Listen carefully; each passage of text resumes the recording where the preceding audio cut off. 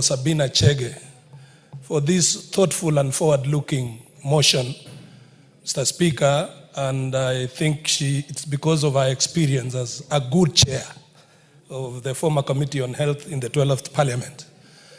Mr. Speaker, the Honorable Nyikal sat with me in some committee. And at one point, Mr. Speaker, he told us that during the 80s, he used to admit ministers at Kenyatta National Hospital.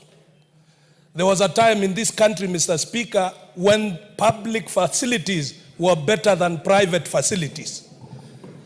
But in the early 90s, Mr. Speaker, there started a colossal contest of a war by the private sector to fight the public sector.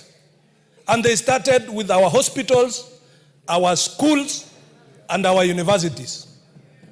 It used to be a mark of pride, Mr. Speaker, in those years when it was said that you finished school in St. Mary's Yala, Kericho High School, Mangu, all these private schools, all these public schools.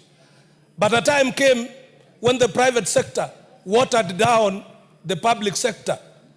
And today, if your child is not in a private school, you are considered a poor person. That is the tragedy of our country as it is now. It used to be a mark of pride, Mr. Speaker, to be treated in Kenyatta Hospital and the other public facilities in the Republic of Kenya in those years. But right now, if you are not admitted at Nairobi Hospital, Aga Khan, all these other private hospitals, you are a poor man, Mr. Speaker. It used to be a mark of pride to go to Nairobi University and study your degree. Moi University and the other public universities. Right now, if a parent does not take their children to Daystar, to Old Strathmore, and all this, you are considered a poor man. Because the private sector finally won a war against the public sector. And what this motion seeks, Mr. Speaker, is to revert the country, to reboot our system. I remember in the 90s, Mr. Speaker, in Nairobi, we used to drink tap water. Until one morning, KTN aired an article where some water in the tank mixed with a lot of chlorine was displayed as contaminated water.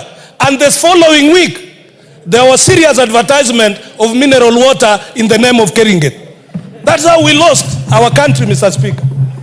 And therefore, Mr. Speaker, what this motion is calling us to do is to lead as members of this House to seek medical attention in our public facilities so that the confidence of the people we lead can be built, Mr. Speaker. And I want to urge the people of Kenya that the war that the president is engaged in through universal health care, through the funding model, all these are geared towards returning the country to the confidence of the public sector. And Mr. Speaker, the president is already doing a lot. There is already conversation that going into the future, even our own health centers and public dispensaries at home will order their medical supplies directly from KEMSA. Instead of waiting in a county government office for weeks without getting those deliveries. There is this Postal Corporation of Kenya which used to take letters across the country. We are telling them there are no more letters to take. People are digital. Start partnering with KEMSA so that you can make medical deliveries to our dispensaries, to our hospitals, and then enhance the levels of medical quality in this country, Mr. Speaker. When these things, Mr. Speaker, when the president started biting the bullet and introducing SHA, there was a lot of insults that Shisha, what they were saying, the doubting Thomases, who never wanted this government to succeed. Today, they are silent as water in a pot.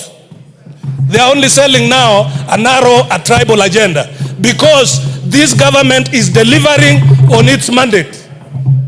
And Mr. Speaker, we have to reboot the country and to start afresh. We have a vision 2030 which is merely five years to come. We have not completed on universal health care, affordable housing, social security, and all this, Mr. Speaker. And I want to say, I'm supporting the motion so that going into the future, even, you see, in these private hospitals, Mr. Speaker, the best doctors treating in private hospitals are public doctors earning public salary. That must change, Mr. Speaker. So, Mr. Speaker, because of the interest of this motion, I don't want to spend a lot of time. I want to allow members to contribute and to support this motion by our Honorable Sabina Chege. Congratulations, Mheshimiwa Sabina Chege. Thank you. Thank you. I was hoping that at some point in time, the Honorable Sabina Chege and the Honorable Hillary will tell us that they are giving up their medical scheme in Parliament. The member for the Great North. Giving up their... Thank you, Mr. Speaker. Mr. Speaker, I rise to support, and to support in this manner that indeed